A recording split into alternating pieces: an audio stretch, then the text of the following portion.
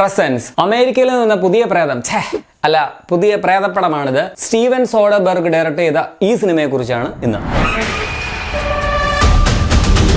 പതിവ് പോലെ ഒരു ഫാമിലി പുതുതായിട്ട് ഒരു വീട്ടിലേക്ക് താമസം മാറി വരുന്നു. അതെ, നിങ്ങൾ വിചാരിച്ച പോലെ തന്നെ കൃത്യമായിട്ട് പ്രേതബാധ ഉള്ള ഒരു വീട്ടിലേക്ക് തന്നെയാണ് അവർ വരുന്നത്. തുടർന്ന് അവിടെ നടക്കുന്ന സംഭവങ്ങളാണ് പ്രസൻസ് എന്ന ഈ സിനിമ പറയുന്നത്. ഇതിലിപ്പോ ഒരു വ്യത്യാസം എന്താണെന്ന് വെച്ചാൽ, സാധാരണ ഈ വീട്ടുകാരുടെ പെർസ്പെക്റ്റീവിലായിരിക്കുമല്ലോ കഥ പറയുക. പക്ഷെ ഇതിൽ ആ പ്രേതത്തിന്റെ വീക്ഷണ കോണകത്തിലൂടെയാണ് പടത്തിന്റെ കഥ പറയുന്നത്.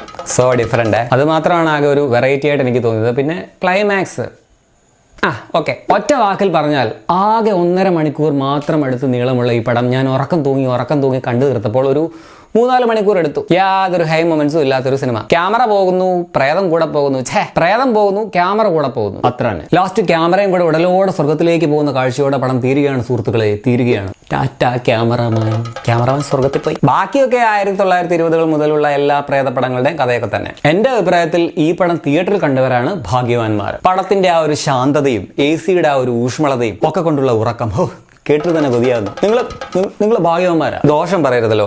പെർഫോമൻസിന്റെ കാര്യം വരുമ്പോൾ ആൾക്കാരുടെ പെർഫോമൻസ് ഒന്നും ഒട്ടും മോശമായിട്ടില്ല. പിന്നെ ആരുടെ മുഖം നമുക്ക് അത്രയ്ക്ക് പലയിടങ്ങളിലും കൃത്യമായിട്ട് വ്യക്തമാവുന്നില്ല എന്നൊരു പ്രശ്നമേ ഉള്ളൂ. ക്യാമറ പ്രേതത്തിന്റെ വ്യൂ പോയിന്റ് ആണല്ലോ, അതുകൊണ്ട് അഭിനയിച്ചവരൊക്കെ നന്നായിട്ട് തകർത്ത് അഭിനയിച്ചിട്ടുണ്ടെന്ന് പ്രേതം എന്നോട് പറഞ്ഞിട്ടുണ്ട്. പുള്ളിയാണല്ലോ അവരെയൊക്കെ കറക്റ്റ് ആയിട്ട് കണ്ടിട്ടുള്ളത്. ടെക്നിക്കൽ സൈഡ് പറയുകയാണെങ്കിൽ ക്യാമറ എടുത്തത് പ്രേതമായതുകൊണ്ട് കുറച്ച് അമച്വേർഡ് ആണ്. പിന്നെ എക്സ്പീരിയൻസ്ഡ് അല്ലാത്ത പ്രേതമായതുകൊണ്ട് പ്രേതത്തെ കുറ്റം പറയാൻ പറ്റില്ല. അങ്ങനെ പ്രേതങ്ങൾക്ക് പ്രത്യേക ക്യാമറ പരിശീലന കോഴ്സ് ഒന്നും ഇല്ലല്ലോ. ഈ ഒരു മേഖലയിലേക്ക് ഒരു പുതിയ പ്രേതം കടന്നു വന്നിരിക്കുകയാണ്. സോ നമ്മൾ പ്രോത്സാഹിപ്പിക്കണം. ലോകത്തിലെ ആദ്യത്തെ പ്രേത DOP ആണ്. So well done ghost cameraman or camera woman or whatever. നല്ല വർക്കാണെന്നാണ് പറഞ്ഞത്. രാത്രി ഒന്നെ പേടിപ്പിക്കില്ല കേട്ടോ. പ്രേതത്തിന്റെ കയ്യിൽ നിന്നും ഈ ഫൂട്ടേജ് ഒക്കെ മേടിച്ച് എഡിറ്റ് ചെയ്ത് ആരാണോ എന്തോ, എന്തായാലും പുള്ളിയുടെ ധൈര്യം അപാരമാണ്. You are so brave mister editor. Low budget producer ആയതുകൊണ്ട് ബാക്ക്ഗ്രൗണ്ട് സ്കോറിനൊന്നും ആരെയും നിയമിച്ചിട്ടുണ്ടായിരുന്നില്ല.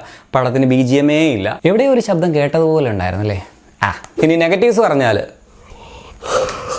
ഉറങ്ങിപ്പോയതൊന്നും ഓർമ്മ വരുന്നില്ല. ആകമൊത്തം ടോട്ടലിൽ പടം 1.5 മണിക്കൂറേ ഉള്ളൂ. പ്രേതമാണ്, ഒരു പാവം പിടിച്ച പ്രേതമാണ്. എങ്ങനെയൊക്കെയോ കഷ്ടപ്പെട്ട് ആദ്യമായിട്ട് ക്യാമറയൊക്കെ ചെയ്ത് ഉണ്ടാക്കിയെടുത്ത ഒരു പടമാണ്. ഒന്ന് കാണാം. ഈ സാധു പ്രേതത്തിനെയൊക്കെ പ്രോത്സാഹിപ്പിക്കാൻ നമ്മൾ മനുഷ്യർ മാത്രമല്ല ജീവനോടെ ഉള്ളൂ. അവരുടെ ലോകത്ത് OTT ഒന്നും ഇല്ലല്ലോ. ഉണ്ടോ ഇനി? എന്തായാലും ഇവിടുത്തെ OTT പ്ലാറ്റ്ഫോമിലൊന്നും ഇപ്പോൾ പടം നിലവിൽ ലഭ്യമല്ല. പക്ഷേ ഡീറ്റെയിൽ അവൈലബിൾ ആണ്. നിങ്ങൾ ഇന്റർനെറ്റിന്റെ ശക്തി ഉപയോഗിച്ച് ഈ പ്രേതത്തെ കാണുക. സോ ചുമ്മാ കിടക്കാൻ നേരത്തെ ഇങ്ങനെ ഓണാക്കി വെച്ചിട്ട് സൈഡിൽ ഇങ്ങനെ നിങ്ങൾക്ക് ഇങ്ങനെ കണ്ടുകൊണ്ട് പയ്യെ കിടന്നുറങ്ങാം. ഒരു സ്ലീപ്പിംഗ് പില്ലിന്റെ ആവശ്യം വരുന്നില്ല. ഈ പ്രേതം പിന്നെ അങ്ങനെ ശബ്ദമൊക്കെ ഇട്ട് നിങ്ങളെ പേടിപ്പിക്കത്തൊന്നുമില്ല. ഒരു മാടപ്രാവ് പോലൊരു പ്രേതമാണ്. അപ്പോൾ നിങ്ങൾക്ക് സുഖമായിട്ട് ഉറങ്ങാൻ പറ്റും. അപ്പോൾ നിങ്ങൾ ഈ പടം കണ്ട് ഉറങ്ങിയിട്ടുണ്ടെങ്കിൽ, ഈ പടം കണ്ട് ഇറങ്ങിയിട്ടുള്ളവരാണെങ്കിൽ നിങ്ങളുടെ ഉറക്കത്തെക്കുറിച്ച്, ഈ പടത്തെക്കുറിച്ചുള്ള നിങ്ങളുടെ അഭിപ്രായം കമന്റിൽ രേഖപ്പെടുത്തുമല്ലോ. എന്റെ ഉറക്കം എന്തായാലും അങ്ങോട്ട് പോകുന്നില്ല. ഇനി ഇവിടെ വല്ല പ്രസൻസും ഉണ്ടോ?